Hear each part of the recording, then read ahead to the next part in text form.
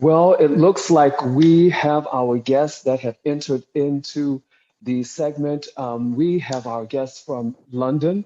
We have the special guest coming into us. He is a technology expert, so I want to welcome Ian to the Sean Inspires podcast platform before I go into reading your bio. So, Ian, good morning. Welcome to Sean Inspires podcast. Sean, hi, and a pleasure to be with you. So glad to have you. So I'm going to go ahead and we're going to get started into the segment. I'm excited about it, and so is the listening audience. I'll start by reading your bio. So I have here Ian, technology sales leader for the last 15 years, specializing in cloud computing. He has sat on the boards of a number of related industry bodies. One of the organizations that's listed here is Federation Against Software Theft. We also have the Organization of Cloud Industry Forum and Eurocloud. Ian was also rated the number one cloud influencer by the researcher on Lantica and has been recognized as a leading cloud blogger. He's also listed in the EMEA Top 50 Influencers in Data Centers, Cloud and Data 2017, Top 50 Cloud Computing Blogs 2020, and Top 50 Most Influential Clouds. That is an amazing and impressive bio, but Ian, if you could, in your own words, just tell us a little bit about yourself before we enter into the segment. Sure, I'll simplify that, I guess, and say originally I was a coder programmer and then moved into the sales commercial side of the business quite early on. But I've never lost that passion, I guess, for technology and what it's capable of doing. And today I work in cloud tech computing technology. I work in a company called One Up Sales, leading the commercial side of the business. And I have the pleasure to talk to a lot of business owners, small, large, different industry sectors. So I get a lot of feedback and insight from the real world. I'm also a school speaker, so I get to often speak to school kids and hear their impression of technology and some of their interesting questions. So it gives you a good grounding for what's the reality of all the hype and how's it changing the world that we all interact in. Absolutely. Well, thank you for sharing your side outside of this amazing bio. We're going to enter into the segment and we're talking today, audience, about technology and the future operations of technology. So, Ian, if you could, you expressed your passion for technology before entering into your education background. Did you always have a passion for the tech world or interest in the tech world? And if you did, what sparked that interest, if you could share with us? Yeah, a real easy one that sparked it, but it was in the early days. So technology wasn't what it is today. We didn't have mobile phones. Um, so at age 14, a neighbour moved in with what in those days was a very expensive but very basic computer compared to anything we use today. And even seeing that little bit of that blipping cursor on the screen and 10 print E and 20 go to 10 and it printed my name all down the screen, I was sold. It was like, wow, what is this stuff? And that was it. I was hooked from that point. Very basic compared to the technology we all take for granted today, I think. And that's the interesting part. Technology has moved so fast. And I think I'd cite, interestingly, I was on a number of calls and things earlier. Due to COVID, the adoption of new technology in business has leapt forward 7 to 8 years. The speed of adoption, the ability to transform has been forced upon people. So we're now, it would have taken us the next 7 or 8 years for companies to transform and change and use some of this new stuff where they're using it now. We've all been forced into a world, if you think, listeners, where you're using, I bet most people listening of either for the first time during COVID or certainly for a much greater time used video conferencing, whether it be Zoom, Teams, Google Hangouts, whatever the product is. That market exploded because out of necessity. And if we hadn't lived in the technology age we are today, that would not have been possible 10 years ago. And I believe you've already tapped in. It's like you peeked at my questionnaire list here, which is very interesting that you led in talking about the world of technology prior to COVID, the pandemic, coming on the surface. And I was going to ask that question exactly as you have answered. How has business operations been impacted since COVID? And what have you seen during the pandemic? Here I'm in the US, you're there in the UK. What Yeah. has been the greatest advancement of technology during COVID that you have seen where companies were able to quantify and say, listen, this is where we were, this is where we are, and this is where we're going during COVID? So I don't think it's a technology advancement. I think it's an attitude of people. The biggest block, I've been talking about this for years, the biggest block to advancement in business, to transformation, to making use of what's now available is not technology, right? We now have technology offerings that are so flexible that can do very creative and innovative things at an affordable price for virtually any business. You know, the computing power has continued to go up, and the price has continued to come down in what's called the race to zero in the computing sector. Um, so the barrier hasn't been what it used to be. 15, 20 years ago, the barrier would be, we'd like to do that, but we're not big enough to afford it. It's too complex. That's all been taken away in the last number of years through innovation, founded by cloud computing. But on top of that, think about what we have. We have artificial intelligence. We have the term big data. We have social media. We have machine learning. We have all this stuff off the back of the fact that computing is so affordable. It's stimulated a mass amount of innovation. What was blocking it was people's willingness to change, right? Because change is hard. If you're in a business today and you've been running that business for 20 years, you will have processes, technology, website, all this stuff. You'll have stuff you built over that time, but it's hard to move on to the new way of doing it is an effort, right? It's not necessarily the price of once you're the other side, it's the cost of getting there in terms of effort, complexity. It's not easy.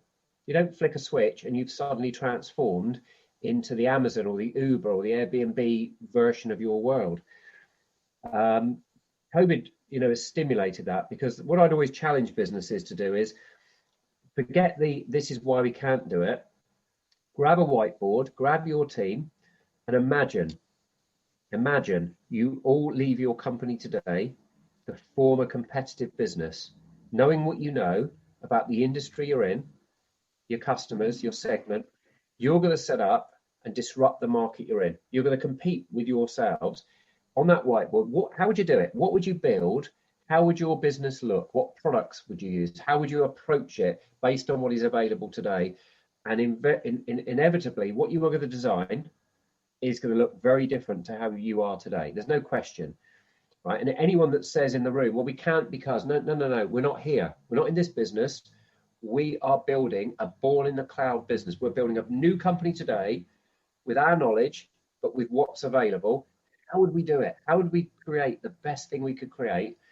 It'll make use of all the new wondrous stuff. The question then is, how do you move from where you are today to that end state? What is the journey you need to go on? And what are the hurdles you'll need to go through? What COVID did is remove the psychological barrier for a lot of businesses. They went from, this is why we can defer it. Well, we need to do it, but we'll do it in 2 or 3 years because we've always got something else to do. And at the moment, we're too busy launching the company in a different sector, whatever it is. What it did overnight for a wide range of businesses was said, if you don't do this now, you may not have a business because you cannot operate as you are today. You need to pivot to the restrictions that have been placed upon you by law. What you're going to do. And suddenly people adopted things far quicker than what they would have done before. Businesses wouldn't have adopted, for example, Microsoft Teams or Zoom as quickly as they did. They'd have said, well, we need to go through an evaluation process. Do we really need it now? How much use are we going to get? What's the cost benefit to the usage? And we need to compare vendors. Let's look at all of them. Let's evaluate. And there'll be this long process. Whereas in reality, what happened in COVID, within a matter of weeks, most companies had switched on these products and rolled them out globally across their user base because they had to. And suddenly they found it worked. And wow, hang on a second. So there's been an attitude change. That is what COVID has driven. It hasn't innovated more. It's driven an attitude change, an aptitude to move quicker in changing and adopting what is available to make your organization more efficient, more customer facing, whatever that outcome is. I believe you answer that for the listening audience. You answer that in such a strategic and also an inspiring way, in the fact that the technological advance within the human operation of any work culture, which makes up talent as people, there needed to be a mind shift in being able to move what already is and what's already coming forward. You also tapped on something here that I wanted to talk about just a little bit. Do you believe that possibly in the next 5 to 10 years that 90% of the roles within companies will be replaced by artificial intelligence potentially? Yeah, that's an interesting one. It's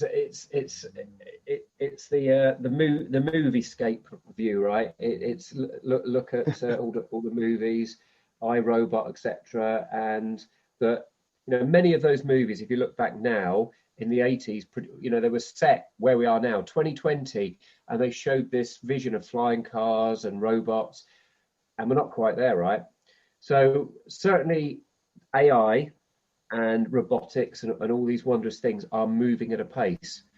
But there are barriers, firstly, to what's going on in those markets. I think what we will see is them being used to supplement, as they are already, to supplement the jobs that people don't necessarily want to do or make them safer. For example, do you want to be a miner underground at a coalface, or as is example happening today, would it be more interesting to be controlling those remote drills rather than being in the hostile and dangerous environment? You're in a safe control room, but using things like cloud, 5G, robotics, all this type of stuff, that you're able to operate in a different manner. The human's still needed, but the human's part is different. So certainly some things will be automated, right? And we've seen that. But we've seen displacement of jobs that then move into different jobs. And that's what I think we'll see. In my community in sales, there's a big talk around, well, will there be salespeople in a few years? Will it not all be AI? Well, if you do consumer selling, you can look at Amazon and say, well, there's an example, that prime example there of how people now take for granted buying off Amazon without talking to anyone. At best, you get a live chat with someone, but you just don't interact with a human. And yet in volume, we use that. But has it killed all the shops? No, it's affected them. But what retail needs to do is pivot into providing a customer experience and changing how it adapts and being online as well and giving you the merged environment, all this stuff. So we're going through a transformation, right? I don't think it's a replacement. I think it's a transformation. And it's going to take a while. This isn't a 5-10 year thing where suddenly, we can all predict it, but the movies did that for years, and it's taken a lot longer to get anywhere near where that is. What I think AI is going to do is going to facilitate humans to make smarter decisions and to do the jobs that are more interesting in a better informed way, right? The AI taking over the laborious tasks that you don't want to do, that today we use humans for, that are boring anyway and are low paid jobs. Absolutely. And you have had experiences in working with teams at startups and selecting candidates as a technology sales leader. So, Yeah. if I may ask this question, how much, when you're selecting your new teams or teams for other companies that you may be consulting with, how much does emotional intelligence in selecting those candidates? Does emotional intelligence play a role at all in those roles in technology when you work with startups choosing team members? Yeah, absolutely. I think people and I talk often about recruitment. I work in that sector now helping recruitment firms be more efficient with the product we sell from One Up Sales. And I've been a candidate, of course, so I've been on both sides of the fence. And I always find it interesting how there's so many things that you could argue are broken in that selecting a human chain. For example, the AI piece we touched on there, how many listening have experienced what I have, particularly with larger corporations, where you fill in your details. You click to upload a CV or merge your LinkedIn profile into their form, and it supposedly is going to make the job easy for you and work out all the stuff that should be filled in on the form and do it for you. And then you spend an inordinate amount of time now correcting the mistakes it's made because it wasn't that good. And now you're in the system. How much of that initial filtering is done by AI type processes and automation, right? So it may be in those incidents that you're never viewed by a human, right? So the fact that you may be the best candidate, you may have the best emotional intelligence, if it hasn't come across electronically, you don't get shortlisted because some automaton has looked at your data in the way you chose to format it, and you didn't know how to work the algorithms of that system to make sure it picked up on the right things. So automation, I think, has got some dangerous areas to it, particularly in recruitment. And to your point, it's what I look for in someone is innately the ability and aptitude of the person. You know, too often, I think people look at their past performance. You know, past performance is an indicator, but not a predictor of future performance. If they were in sales and they did fantastically in their last job, does it mean they will in your job? You're probably selling different technology to different types of customers. Perhaps they found their niche that they were really good at, and they won't fit in your niche, right? But the one common denominator is who they are as a person, how they deal with situations. So I look for the aptitude and ability. You can train skills. You know, experience is useful, but experience sometimes is also dangerous because you can too much experience and you make assumptions on the answer straight away. Whereas as someone a bit younger, you know, with a bit less experience, may ask questions or think about things differently. So, you know, I think the world of work and, you know, moving forwards, people are looking at this differently. And if there are less jobs because of AI and stuff, and we have to be more selective, there won't be none, but it may affect it and change the dynamic. You know, people are going to get sharper at how they look at individuals. So my style is to look at the person and figure out, do I believe they're capable of doing it, with indicators being what they've done in the past, what their experience is, etc. But too often I think the wrong weighting is put on some of these things. Amazing. You have worked with several different teams and several different companies. And if you could share with us, what has been one of your highest joys in working with startups that you could just say, wow, that was absolutely amazing over your past 15 years? What has been one of your highest joys? I think the consistent thing, and it's a pretty easy one across multiple smaller companies that I've helped grow through to exit, has been looking back at what you've achieved, the journey you've been on, in terms of, you know, joining when you're hands on to everything. You don't have the resources and the people and the manpower to do what you'd like to do. So you have to make hard decisions of prioritization. You have to get your hands dirty. And as you grow, you devolve that responsibility. So other people help you, right? You're not doing all the lifting on your own. You're building it out around you. I enjoy the point of building that the processes, you know, the business, setting the strategy, recruiting the people, training and coaching, and then looking back, you know, 3-4 years in, looking back at, hey, look, there was 7 of us at that point. Now there's 50 of us, and look what we've achieved. Our average customer value has gone up. We've now won these customers here that are bigger than we ever thought we could win. I like challenging people in the business to look back and think, we didn't think we could do that, and this, and look what we've achieved. We looked at the mountain and we decided we get to base camp and try climbing it. We're now at the top of this mountain that we never thought. If I'd said to you we're going to climb a mountain, we'd have all thought, nah, I'm not capable. Wow.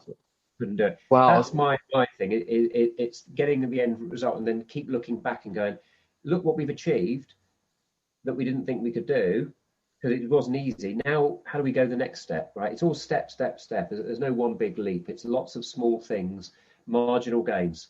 I believe totally in that. Do lots of small things, better and better every day, things that are achievable, and they all compound together to bring greater Well, success. that's profound. I love how you shared with the audience that it's imperative over your journey and any success or achievement you've had to look back at your journey, look over and look into the mountain and recognize that your steps may not always be big steps, but each little step get you to where you ultimately want to be. So we've been talking about cloud recently. If there are some people that are really apprehensive and kind of on the fence about trusting the whole, I love your I hear the chuckle. Yeah. They are on the fence about trusting the operation of the cloud. If you could provide some comfort, some ease to the listeners who may be a little bit adverse about its operation, what would you be able to share with them to let them know, hey, you can trust the cloud. It's not going to blow up your home, just hypothetically speaking, Yeah. but it is an operation you can trust. Yeah, and I've lived this for the last 15 years of people worried about security of their data, and it's a valid concern, right? I'm not gonna sweep that aside and say it's not. Not all clouds are born equal, so you should do diligence on any cloud provider and ask questions. But you know, and often what I get cited is the negatives, because the only thing that you hear about are the negative stories, right? What hits the press? You don't see in the press a nice story saying large corporation deploys the cloud and gains all these benefits. It's been fantastic, and they've gained this much operational efficiency, this much NPS increase in their customer experience score. Who cares? It's not interesting, right? It's not dirty. It's not bad news. But the minute there's a single data breach anywhere, that's global news overnight. So hang on a minute, you've heard 5 bad stories, but there's how many million good stories out there, but you never hear any of that. So what resonate? That's the problem. That's the problem. So there are issues, right? There are issues but there are issues and with on-premise, non-cloud systems as well, right? So the problem is that cloud gets blamed for this stuff didn't happen before. Yes, it did. It was just different. The minute you connect to a network or the internet, go and watch the film War Games from about 1982. That was founded in some truth about a boy hacking NORAD in the States and hacking remotely. Well, internet, all the stuff we use now didn't exist then, but they were making films about hackers and hacking into stuff. It was happening. It just was different, right? Mm. Um, Wholeheartedly, cloud has far more benefit than it has negative. It's not right for every business in every scenario for every application. But no product's ever been. So this isn't about take everything in your business, every legacy application, and move it to the cloud or change it tomorrow. This is about identifying where can you get those gains, where's the easiest gain. So for the obvious ones, for example, are things like email. You know, how many of us have hosted email, and you may not even realize it. If you use Office 365 or Google Mail, well, that's cloud, and you're trusting all of your email to go through it. And email is one of the less secure ones out there, because when you send an email, it's pretty much like putting a postcard in the letterbox. It's not encrypted. How many of you encrypt your email? Very few in reality. It can be done, but very few people encrypt end-to-end email. So if someone wants to hack it, every email you send could be hacked into relatively simply compared to other systems. You're putting that postcard in the letterbox that the postman can read. You're not putting it in an envelope. Well, but we all trust it. And how many breaches have you had in your email? Really? So, if you're doing banking or you're doing military grade stuff, yes, you need a more secure cloud, and you're going to do more diligence, because the nature of what you're protecting is of a higher criticality level. And that's what you need to address. The general stuff in business, the average stuff that the average cloud is good enough for, is secure, is safe to use, and most businesses around you are probably taking advantage of it. You know, and Awesome. and disruptive companies out there that are being very successful are, if you look at the big, look at Amazon, Uber, Airbnb, all these type of companies, they're born in the cloud. You'll hardly find them using anything that isn't a cloud system, because they were born in a time when they could choose those cloud systems from the outset, and they did. And look at the success of those business. Look at the success. Go and look at the Fortune 500. Look at the top companies in there, the top 50, the top 10, and have a look at how many firms that live in the cloud world are dominating, global that size of company. Well, why is that? Well, they're not doing it if people haven't adopted their technology. So it's widely Absolutely. done. So be conscious, be pragmatic. Yes, do your diligence, but don't ignore it for the sake of ignoring it because it's called cloud and you've read a few horror stories in the press, because you are doing a disservice to your business, your customers, and your employees. Amazing. We have just a few more minutes here.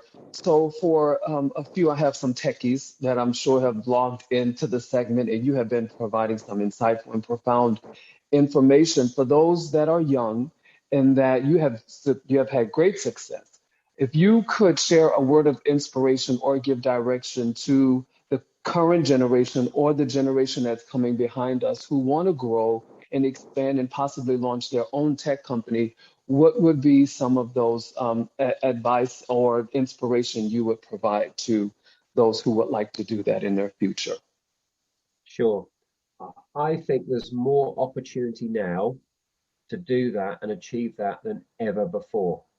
And let me give an example why. Go back 20 years, only 20, 15 years. If you wanted to innovate something like, we've spoken AI. So let's say you've got an idea to do something AI like.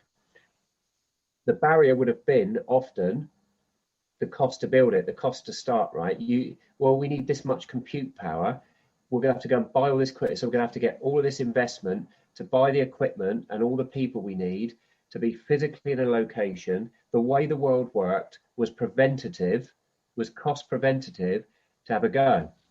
Today, you can work, as we've all found out with COVID, in your bedroom, collaborate with others around the world. You don't need to have an office. There could be 6 of you with an idea, collaborating remotely, and you can use infinite compute power for low price. You can spin up, for example, on AWS or Azure very quickly and pay by the second, immense compute power, do the tests you need to do of whatever you're innovating, and then spin it down again.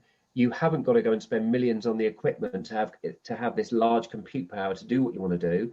You can literally do it virtually on a shoestring because of what technology now provides. It has facilitated an innovative world at an affordable price. So it's not now about just having the idea. You can afford to do it. You don't need to go and get investors and do all that stuff to get going. And I know a lot of people who have started and innovated in that way. You can build a mobile app, right? You can create things without having to the cost to entry to have a go has been removed. I love that. I love that. The very closing statement that you shared and letting the audience know that now is the best time to capitalize on moving into that next level of leadership and entrepreneurship and removing the fear of looking at all the expenses that working in that realm would look like. So great, great, great, great information. Ian, this has been such a dynamic interview. I have enjoyed having you. Our listening audience have enjoyed having you. You've taken out of your schedule to come in and share with us from London, which is one of my favorite places. If you Sure. could share with the listening audience as we close out this segment of Technology Now and its future operations, where the listening audience can connect with your platform. Please share with the Sure. audience for us. Thank you for that opportunity. So easy, 2 web addresses. Come and take a look at what we do as an innovator in ourselves at oneupsales.co.uk. And me personally, you can find me at ianmoyse.co.uk. Awesome. Thank you so much. And listening audience, get ready. We will air the segment tomorrow. Tune in and share it with your community. You can download the segments from Spotify, Google, Amazon Podcasts, Apple, iTunes, and also Spriker, which is the primary host. Thank you for taking time out of your busy schedule to tune in to Sean Inspires podcast. And as always, stay strong and stay inspired. See you next time. Bye now.